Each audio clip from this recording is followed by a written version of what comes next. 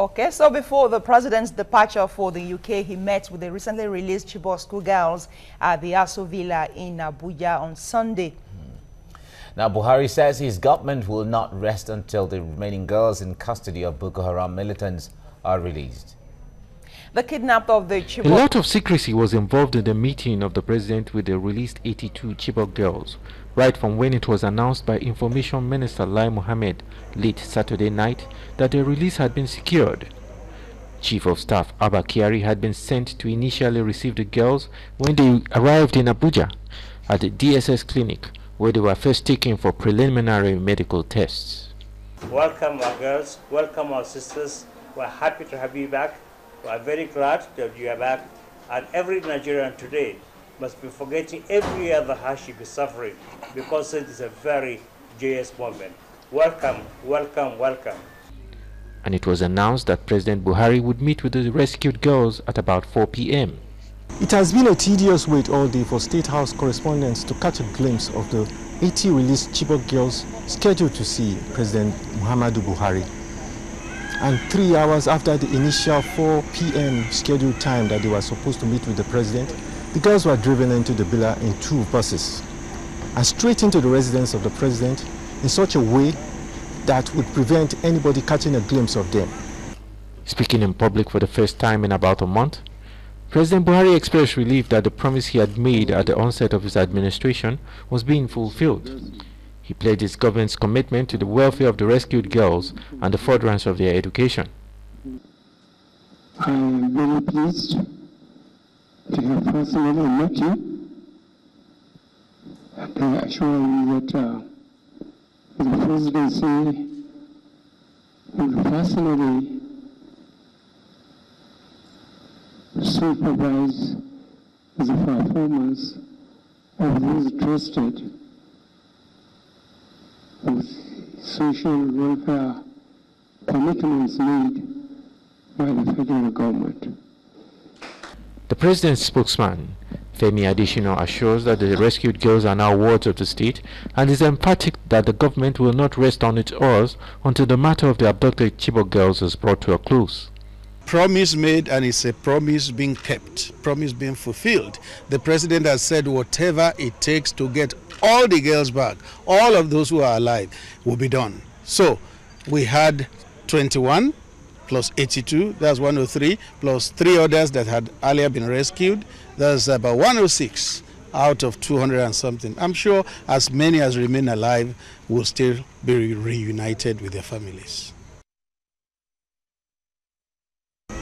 Tai Modu, TVC News, Abuja. All right, that gives you the background to our story now. Joining us from Abuja is security analyst Kabiru Adamu.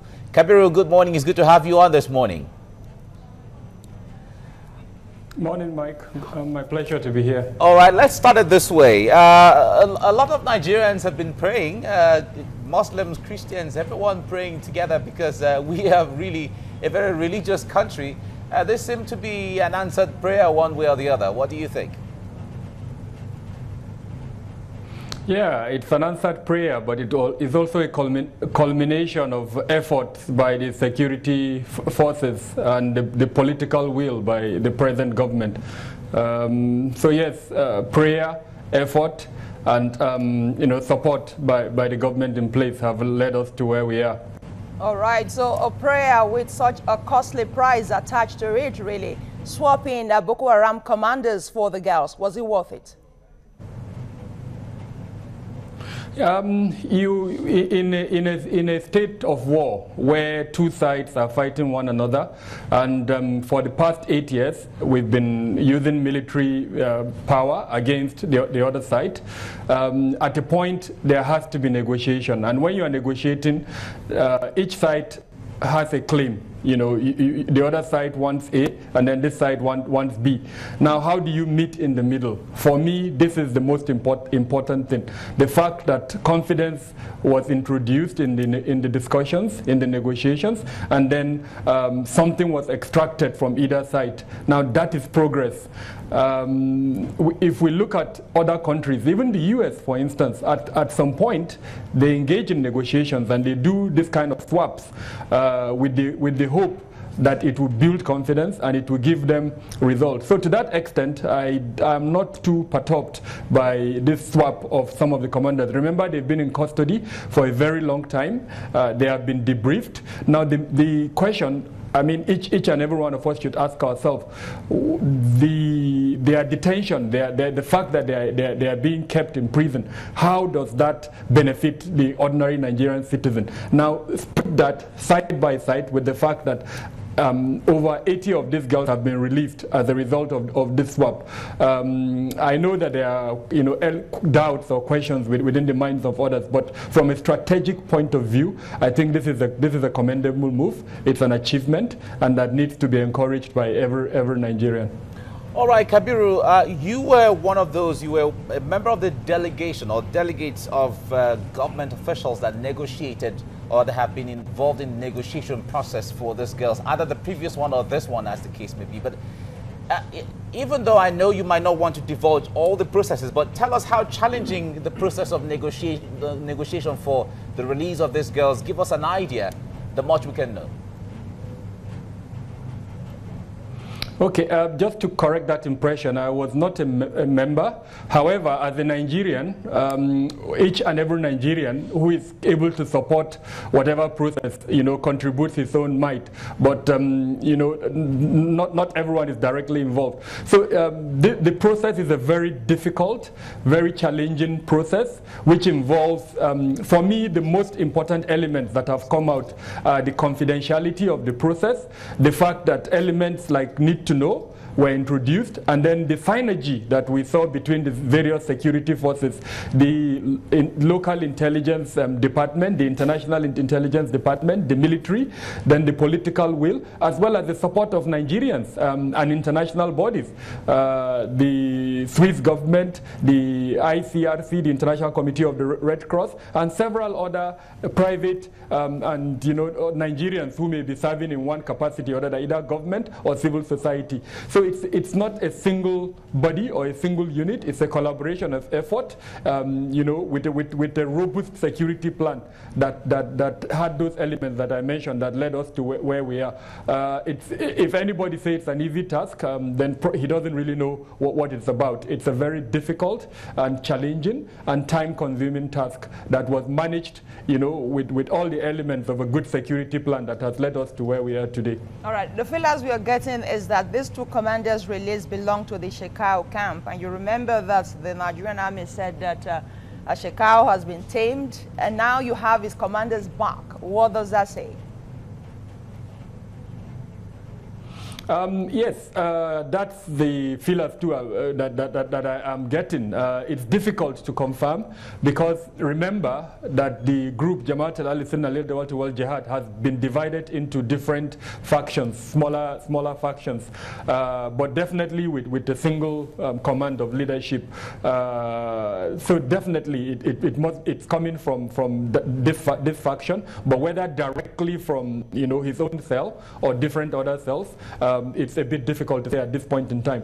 What I think is important to note is the fact that this has built confidence in the overall negotiation process. Remember that the objective is to arrive at probably a ceasefire or to an end to this madness that is happening. Now, to answer your question directly, we know that in other climes, this type of swap has happened, but it's not on record historically that any time this swap happens, it helps to increase the ability of the other side to attack the other side. Where we don't expect that to happen in the Nigerian context. Remember that for some period now, even the Shekau group will put these commanders under the watchlight for some time because they may have been debriefed, their mindset may have been changed, and they may end up revealing information back to the Nigerian government. So in the immediate and mid-term, I don't expect any change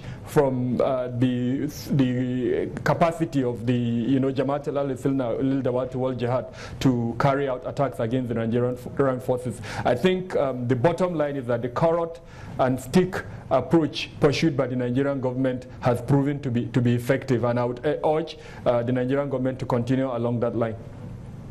All right, Kabiru, there's much concern from some quarters that about 82 girls kept in a certain place, and the security agencies, after sweeping and resweeping and sweeping and surveilling all the places, could not detect where about 82 girls are kept. That's quite surprising. What do you say?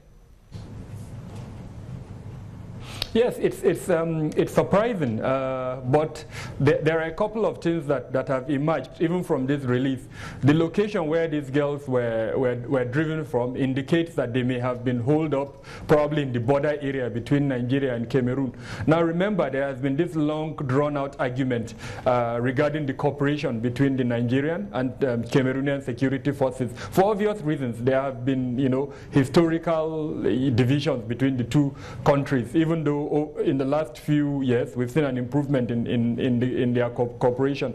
What ability does the Nigerian security forces have to put surveillance equipment and other assets within that region? I think it's very, very limited. So this is where diplomacy needs to come in. What elements of our diplomatic assets can we put in place to ensure that these locations, especially the Mandara Mountains, the Alagano Forest, and other hard-to-reach locations or difficult locations around that border area between Nigeria and Cameroon, can be the adequate surveillance of that region? And to that extent, I think our civil intelligence departments, including the foreign and the local one, they need to look beyond the obvious collection priorities that they have, and as well as the collection assets that they deploy, and use other channels, what we call backdoor channels, to put assets into those locations and try to get the exact locations that this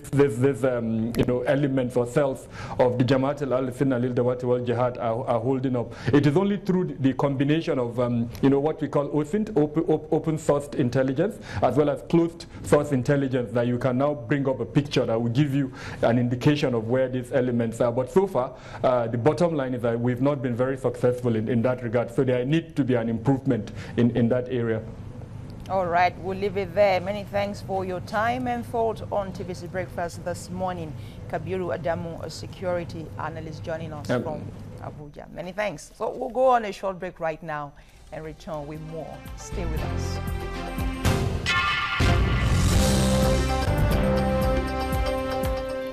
All right, if you're just joining us, you're watching TVC Breakfast. We're following up on the story of the 82 Chibok girls that were released on Saturday, and certainly it's a call for celebration in some quarters, but others are still asking questions as to what the government will do to rescue the rest of the girls.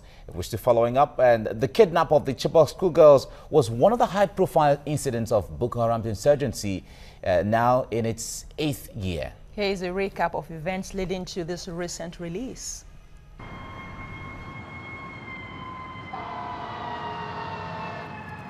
The story began on April 14, 2014, after Boko Haram extremists kidnapped 276 schoolgirls from Chibok in northern Nigeria, the region where the insurgency emerged in 2009. Months later, 4 of the girls escaped from captivity. The kidnapping shocked the world, putting pressure on Nigeria's government to crush Boko Haram and free those who have been taken captive over the years. In May 2015, President Muhammadu Buhari was sworn in and promised to secure the release of the girls by tackling Boko Haram. On April 13, 2016, Boko Haram released a video showing some of the girls, proving the girls are alive and in their custody. On May 18, 2016, one of the Chibok girls was found in a forest. As a result, pressure began to grow on Nigeria's government to rescue the others. After negotiations with extremists, Nigeria announced that 21 girls had been freed on October 13, 2016. On November 5, 2016, the military announced the first army rescue of a Chibok girl during a raid on a forest hideout, and nearly a month after Nigerians marked 3 years since the mass abduction, the government of Nigeria announced the release of 82 of them on May 6, 2017. Craig Issakwode, TVC News. All right, we are taking the discussion a notch further now, and we are being joined from our Abuja studio by a member of Bring Back Our Girls, Abubakar Abdullahi. Abubakar, many thanks for joining us, really. How did you receive the news of the 82 girls released on Saturday? Well, thank you for having me. As you know now, we're very delighted with the release of this set of girls. And we're happy for their families and everybody in the Northeast. All right, Abubakar, your group has been one of the forefront groups putting pressure on government to return these girls, to do everything possible to return these girls. Now, there are some fears in some quarters or concern that the swap of Boko Haram leaders in custody of government with these girls could pose complications for the fight against terror. What's your concern, the concern of your group on this regard? Well, concerns will always exist when there are negotiations with a group like Boko Haram. But I think at the forefront of what we should be discussing right now is the fact that 82 young girls finally have their freedom and are going to be in the process of rehabilitation now. What is going to happen is that we hope that the Nigerian military did a good evaluation and believed that this was the least risky option to take. We believe also that the military should have a strategy that counters any possible resurgence from Boko Haram at this point. All right, Abdullahi, back to the girls now. Can you confirm for us that these 82 girls released are part of the Chibok school girls, or they're just randomly released? Well, we cannot confirm categorically because we don't have names released. But we believe that the government has shown in the past, through the release of 21, that we should give it all the benefit of doubt at this point in time. And once names are made public, we will compare that with our database, and we can then confirm that, yes, this is what is there. When will the names be made public? Abdullahi, in the process of being Abdullahi, let me interrupt you, please. When will the name be made public? And you seem a bit nonchalant about the names of the girls. You don't want them released on time so you can confirm with your database. Are you going to wait for how long? Well, it depends on the military. That's why we developed a system in the early days of our campaign, a system called the VAS, which is the Verification, Authentication, and Reunification System, would have made it easy to have confirmed these names in less than 48 hours. But as it is now, we cannot do anything. We don't have access to the girls. They should be with the military. They should be being debriefed and be given the kind of support they need at this point in time. And so we will just be patient with the government and wait for the names to come out. All right, Abubakar, when the 21 girls were released in October 2016, we saw how open the process was. We saw the reunification process with their families and a lot of picture taking, a lot of, there was a lot of openness and transparency, but the secrecy surrounding the 82 girls this time around, how concerned is your group? Well, it's a bit disturbing, to be honest. We would have expected that a process would be adopted. The only thing we can say at this point is that we hope that some lessons were learned from the last negotiated release, and some of those lessons learned would have been implemented. But as we've always said in the fight against Boko Haram and in this insurgency, transparency can only benefit the government. Okay, in terms of transparency for the 21 girls, did it affect their well-being? Did it affect their recuperation period or what? What did that do to them that they are not doing it to this new set? Well, we don't know at this point in time categorically.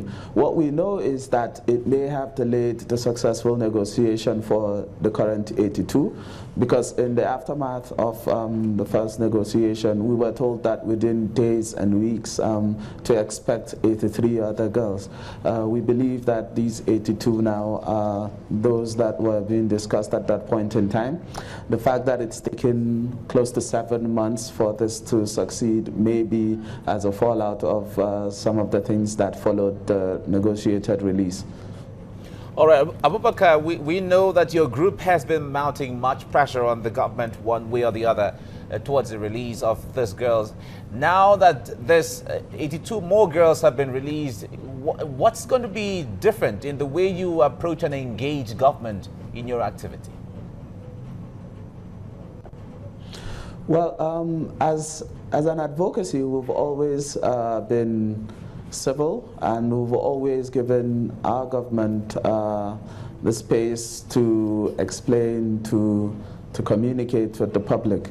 And at this point in time, we believe we're going to do the same. We're going to allow the government tell us what it plans to do in continuation of this, and then we're going to monitor that progress over a period of time.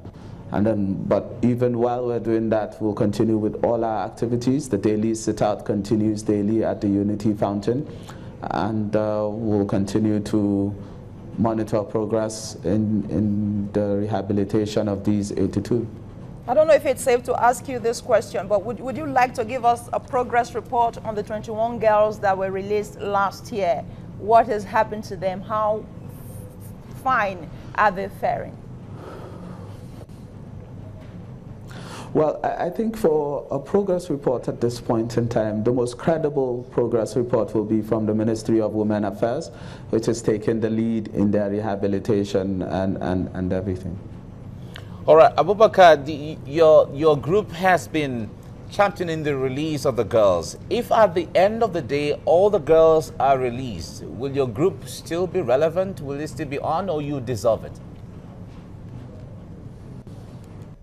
Well, let's get there first, because there are so many issues surrounding the release of our girls. Yes, we are after the release of the girls, but we are also after justice for the girls, and justice for all the victims of the insurgency in the Northeast. But we're also after the welfare of both the parents and the IDPs, as well as these returning girls. So when we get there, we will evaluate our strategy and see where the Bring Back Our Girls movement goes. Are you sure that's the case? Because I just asked you about the 21 girls now, and you couldn't give me a progress report on them. How do we take your word for that, that you're just beyond the advocacy and you're seeing to their welfare? Well, we are not actors in the implementation of their welfare, and that is why I didn't think it would be fair for me to give you an update. But that doesn't mean that we're not concerned or we're not monitoring progress. All right. We just believe that the people actively engaged in the implementation are better suited to give you the kind of progress report that you're asking for. Okay, give us a picture. When you say you are after justice for the girls, justice in what regard? Can you make us understand precisely what kind of justice? Well, justice first and foremost is in understanding the breaches that happened that led to the abduction. One of the ways to understand what happened is through the release of the reports that were generated as a fallout of the abduction. We have been calling for the release of, for example, the General Sabo report, and that is going to help us in two ways. First, it's going to tell us the breaches that happened, and second, it's going to help us gain lessons learned so that this never happens again in this country. Now, what's the government saying about the reports, really? Well, the government is saying that the report has security implications, national security implications. And in response to that, we have said that if there are specific areas that needed to be blotted out, this was standard best practice all over the world. Committee reports for incidences like this are made public. If there are specific names and areas that need to be blotted out in the document, then you go ahead and do that. And we have repeatedly asked the government to do that, but we've met a brick wall. All right, Abubakar Abdullahi, member of the Bring Back Our Girls campaign, thank you for talking to us this morning.